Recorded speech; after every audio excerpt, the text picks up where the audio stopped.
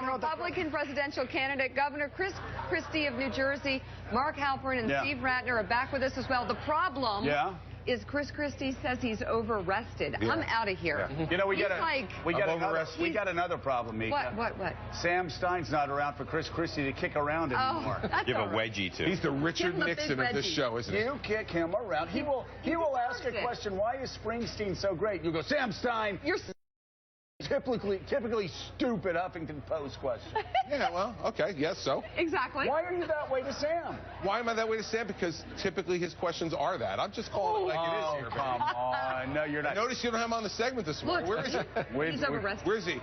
He doesn't look over-rested to me. Well, you kick him around too, Joe. I never kick Sam around. Sam's a friend. He's just a cute kid. All right, so let's talk about what's happening today. Yes, sir.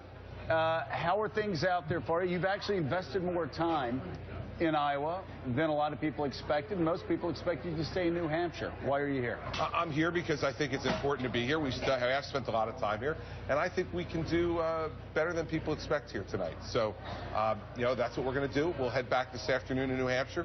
We'll do 2 events in New Hampshire tonight, and we'll get on the road to doing very well in New Hampshire, too.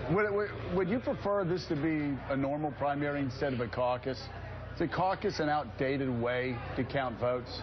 You know, listen, I think that the state should be able to decide what it is they want to do, what they think works best. I think you adjust to what they do. So we're adjusting. We have a lot of Team Branstad on Team Christie. They're helping us to organize. Had a great event with Governor Branstad last night. Have another event with Governor Branstad this morning.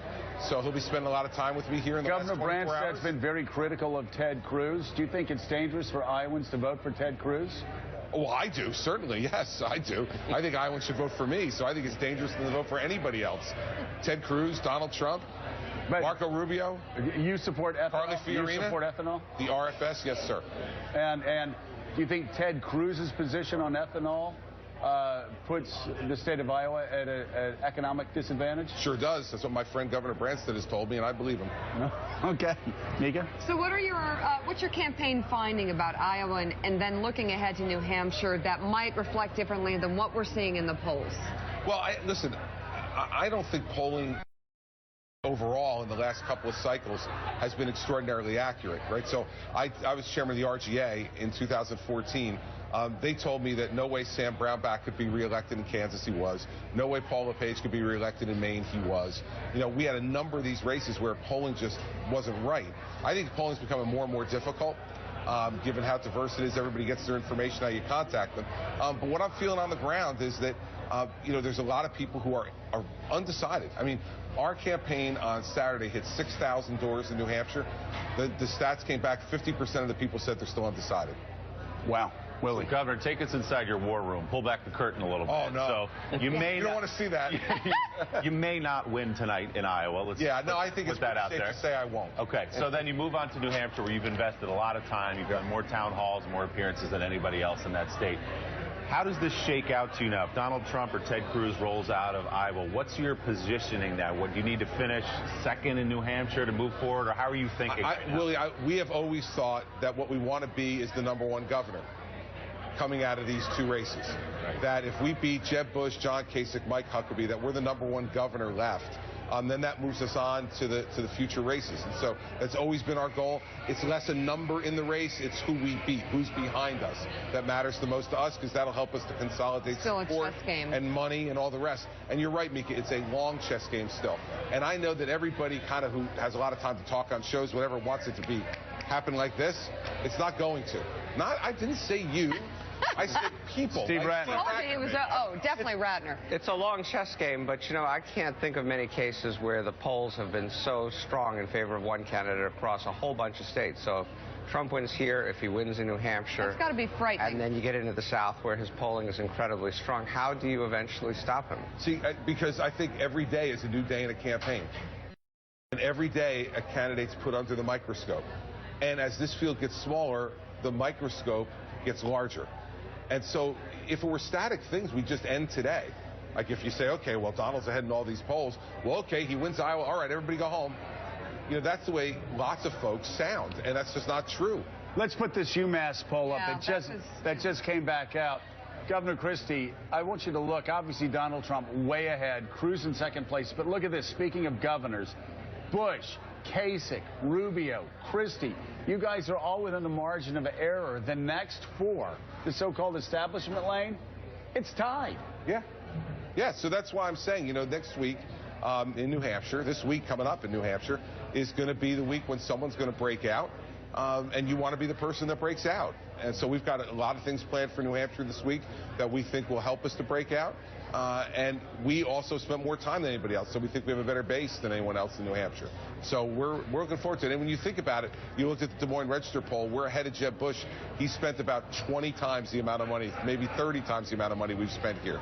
Yeah. So we feel like we connect with people on an emotional level, and that's what's going to make the difference, not only here, but in New Hampshire. Governor, I covered a town hall you did in New Hampshire recently. A voter said to you, you need to start taking on Donald Trump, and you basically said, I will at a place and time of my choosing. Yeah. Preview for us, when you begin to engage more with your friend, Donald Trump, what's the contrast that you're going to want to present for voters between you and Donald Trump? Well, listen, I think it's the contrast that I make between myself and the senators.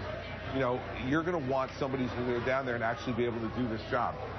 You're going to want somebody who has experience governing a state, a complex, difficult state, who can bring that experience to bear in Washington, D.C.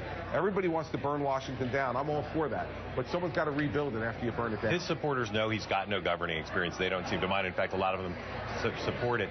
When you have to make a contrast with them, will it or their issue positions or other things? Well, hell, Mark, I'm not going to tell you everything now. I gave you a little taste. Just a taste. Just a taste. Will you present I'll let you yourself? wet your beak. That's all. Will you present yourself, of all the people in the race besides Donald Trump, as the most able to stop him if he has a head of steam out of Iowa? Does that fit you? Listen, my style, both politically and from a governing perspective, I think, gives people a sense of confidence that I could take on Hillary Clinton.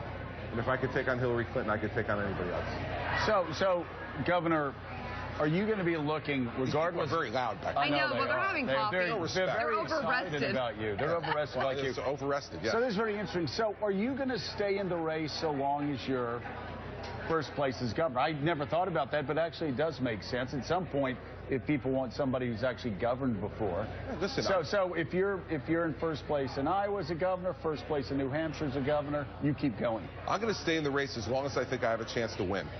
You know, I'm not one of these guys who's running for president as a vanity exercise. I'm running for president because I want to be president. Right. And I'll stay in the race as long as I think I have a chance to win. And if there comes a moment where I think that I don't, I'm going to go home. I have, 4 kids at home, Yeah. 2 of whom, I was talking to by Skype last night and missed his hockey game, and he won 5-1 and in the goal, and kick saving all over the place. I'm happy to go home and do that, but as long as I believe I have a chance to be president of the United States, I'm going to stay in and fight. And I'm not going to let anybody else determine that. I'll determine it. Governor, thank you so much. Thank you, Joe. Thank you very much. Good to see you. Overrested. Don't get any more rest, please. All right. Coming up, Thank you. 6th term governor of Iowa, Terry.